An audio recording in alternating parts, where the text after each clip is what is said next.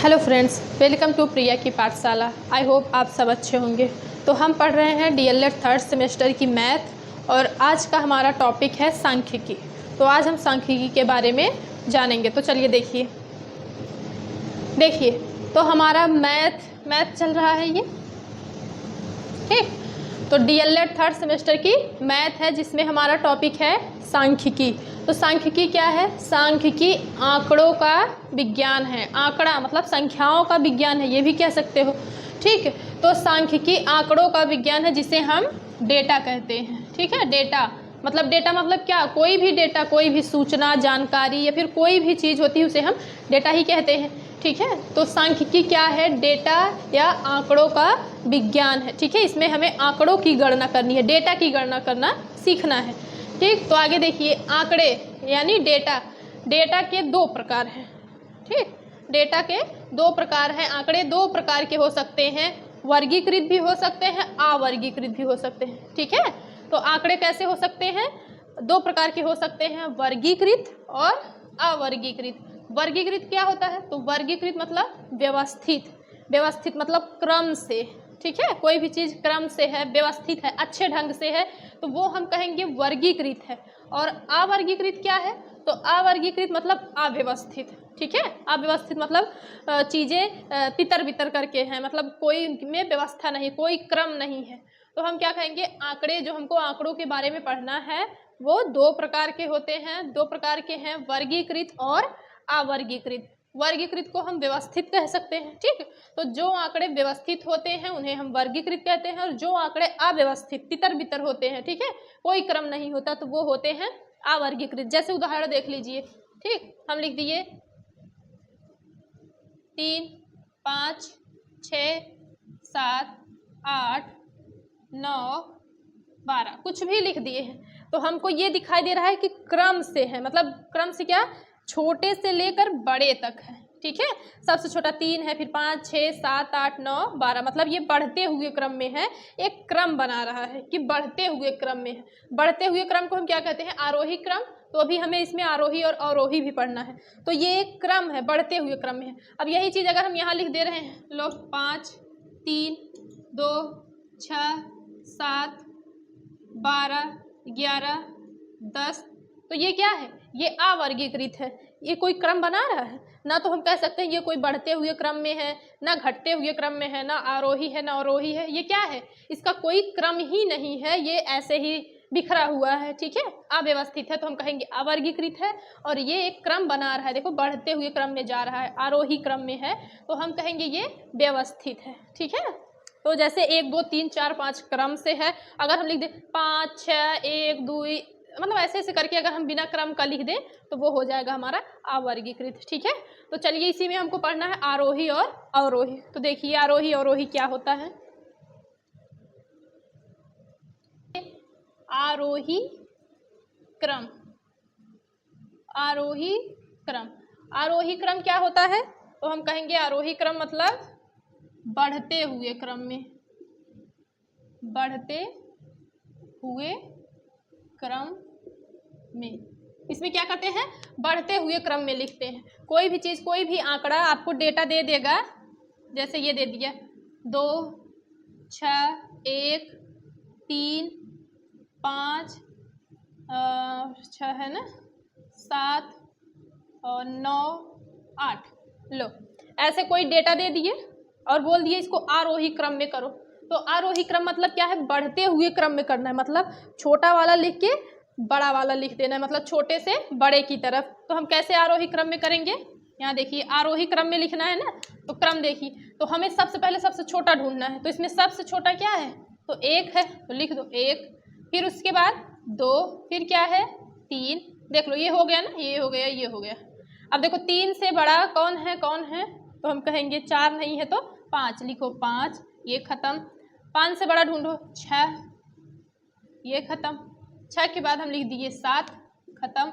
अब बताइए उसके बाद आता है 8, खत्म, बचा क्या? 9। तो देख रहे हैं ये क्या है?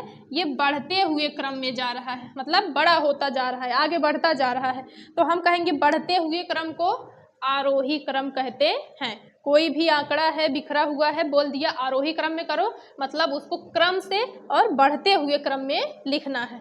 अब इसी का अपोजिट है अवरोही क्रम। ठीक, आरोही क्रम मतलब असेंडिंग ऑर्डर और अवरोही मतलब डिसेंडिंग ऑर्डर। मतलब अब क्या करेंगे, इसी का उल्टा पढ़ेंगे। ठीक है, तो आरोही ध्यान से देख लेना, अब अवरोही देखो, जल्दी जल्दी देखो।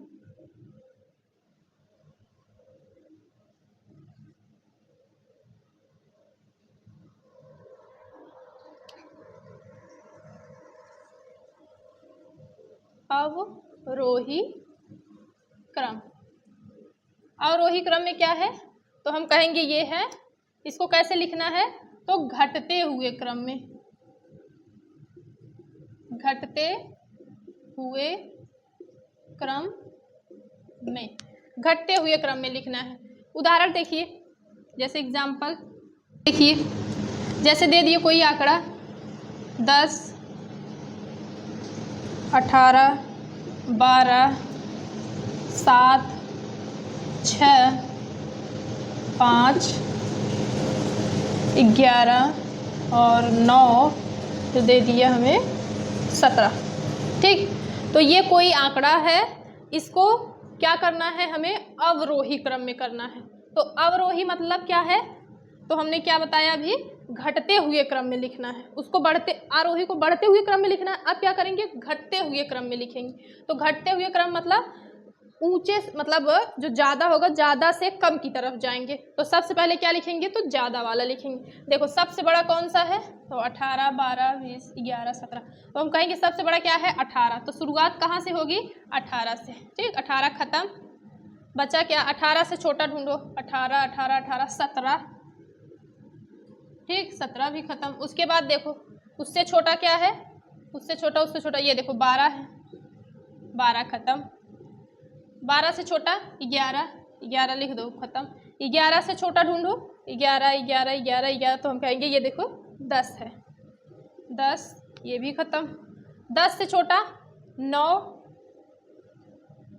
9 खत्म। बचा क्या है, 7, 7, फिर 6 और फिर 5। तो ये हमारा क्या है, देखो घटते हुए क्रम में गया है, वो बढ़ रहा था, ये घट रहा है। देखो धीरे धीरे जाते जाते जाते जाते बिल्कुल घट गया। 18 से शुरू हुआ 5 पे, और उसमें क्या था, इसी का उल्टा, मान लो 5 से शुरू हुआ 18 तक। ठीक है, तो जो बढ़ते हुए क्रम में जाएगा, मतलब कम से ज़्यादा की तरफ, तो वो होगा आरोही, और ज़्यादा से कम की तरफ तो अवरोही। तो ये चीज़ें बेसिक चीज़ें थी, इसमें था तो हम बता दिए। अब हम आएंगे जो हमारे एग्जाम में है, मेन जो देता ही देता है, टैली चिन्ह। ठीक है, आंकड़ों को टैली चिन्ह में प्रदर्शित करना, तो हम उसको सीखेंगे। देखिए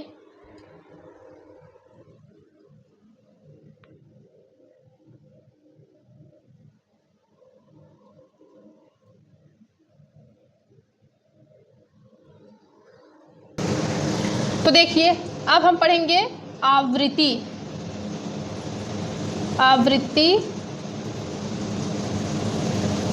ठीक, आवृत्ति को ही बोलते हैं, आवृत्ति बोलो चाहे बारंबारता बोलो। ठीक, आवृत्ति, बारंबारता या फिर फ्रीक्वेंसी, इंग्लिश में क्या बोलते हैं, फ्रीक्वेंसी। तो बारंबारता को हम किससे प्रदर्शित करेंगे, तो एफ से। फ्रीक्वेंसी होता है ना अंग्रेजी में, तो उसका एफ होगा। तो जहाँ पे एफ रहेगा समझ लेना वो क्या है, बारंबारता। ठीक, तो बारंबारता क्या होता है, बारंबारता यह बताता है कि जो आंकड़ा है, आंकड़े में कौन सी संख्या कितनी बार है, कितनी बार है। तो बारंबारता क्या है, संख्या कितनी बार है, यह क्या बताता है, लिख लो एक लाइन में, संख्या कितनी बार है। ठीक है, तो यह क्या बताएगा, बारंबारता क्या बताता है, कोई भी संख्या कितनी बार है, और संख्या कितनी बार है।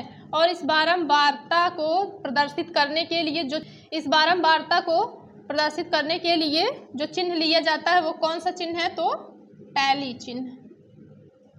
टैली चिन्ह संख्या कितनी बार है यह क्या बताता है, बारंबारता बताता है। और बारंबारता को प्रदर्शित करने के लिए कौन सा चिन्ह हम पढ़ेंगे, तो टैली चिन्ह। ठीक है, तो दिमाग में रखना है हमें टैली चिन्ह। अब हम डायरेक्ट क्वेश्चन पे आएंगे, उसी से आपको समझाएंगे। ठीक, क्वेश्चन देखिए, जैसे कोई भी आंकड़ा दे दिया, ठीक, कोई भी डेटा दिया आपको, मान लीजिए दे दिया 6 6 6 7 7 7, हम अपने मन से दे रहे हैं, वो एग्ज़ाम में कुछ भी दे देगा। मान लो दे दिया 8 8 8 8 8, कितनी बार है अभी बाद में काउंट करेंगे, 9 9 9 9 9, 10 10 10 10 10 10, 1 2 3 4 5। चलिए देखिए, ठीक है। तो ये कोई ही हम अपने मन से क्वेश्चन दिए हैं आपको, ठीक है, समझाने के लिए कि आखिर टैली चिन्ह में हम कैसे प्रदर्शित करेंगे, ठीक। तो ये है कोई आंकड़ा, कोई डेटा है, ठीक, और इसको बोल दिए इसको टैली चिन्ह से प्रदर्शित करिए, ठीक है, टैली चिन्ह से प्रदर्शित करना है। तो क्या करेंगे, सबसे पहले एक कॉलम बनाइए, ठीक, एक में लिखेंगे हम संकेत, संकेत मतलब कौन सी संख्या है, फिर उसमें एक में लिखेंगे हम बारंबारता। एग्जाम में आपको ऐसे ही करना है, ध्यान से देखिएगा, संकेत, बारंबारता, और तीसरे में लिखेंगे हम टैली चिन्ह, ठीक। तो ये हमारा कॉलम बनके तैयार है। अब हमको क्या करना है, ठीक, देखिए अब संकेत में क्या करना है, संख्या लिखना है, जिस संख्या को हमें लिखना है। तो सबसे पहले क्या है 6, तो हम यहाँ लिख दिए 6। बारंबारता में क्या है कि वो संख्या, जो संख्या है संकेत में लिखी है वो कितनी बार है वो लिखना है। तो 6 कितनी बार है, तो हम कहेंगे 1 2 3, कितनी बार है, तो हम कहेंगे 3 बार है। 6 कितनी बार है, 3 बार है। अब देखो इसी 3 को जब टैली चिन्ह में बनाना हुआ तो कैसे बनाएंगे, 3 1 2 3, बस सिंपल सी 3 लाइन खींच देनी है। अगर अगर यहाँ पे 6 एक बार आता तो यहाँ 1 लिखते और टैली चिन्ह में केवल ऐसे लाइन खींच देते, 2 होता तो 2 लाइन खींच देते, अब 3 है तो 3 लाइन खींच दिए टैली चिन्ह। अब देखो दूसरा संकेत क्या है, 7 है, तो 7 कितनी बार है, 1 2 3 4 5, 5 बार है, तो यहाँ पे हम लिखेंगे 5। अब इस 5 को टैली चिन्ह में कैसे प्रदर्शित करेंगे, तो 1 2 3 4, 4 हो गया। याद रहे 4 के बाद 5वीं लाइन नहीं खींचनी है, 5वीं लाइन क्या करेंगे, ऐसे तिरछी लाइन खींच देंगे, शुरू से अंत में मिला देंगे। तो ये क्या हो गया 5, 1 2 3 4, ये 5, समझ रहे हैं। तो अब देखिए आगे देखिए 8, 8 कितनी बार है, 1 2 3 4 5, ये भी 5 बार है। तो संकेत में लिखेंगे 8, बारंबारता में 5, और चिन्ह बनाएंगे 1 2 3 4 और ये 5। आगे कौन सी संख्या है, तो हम कहेंगे 9, 9 भी 5 बार है।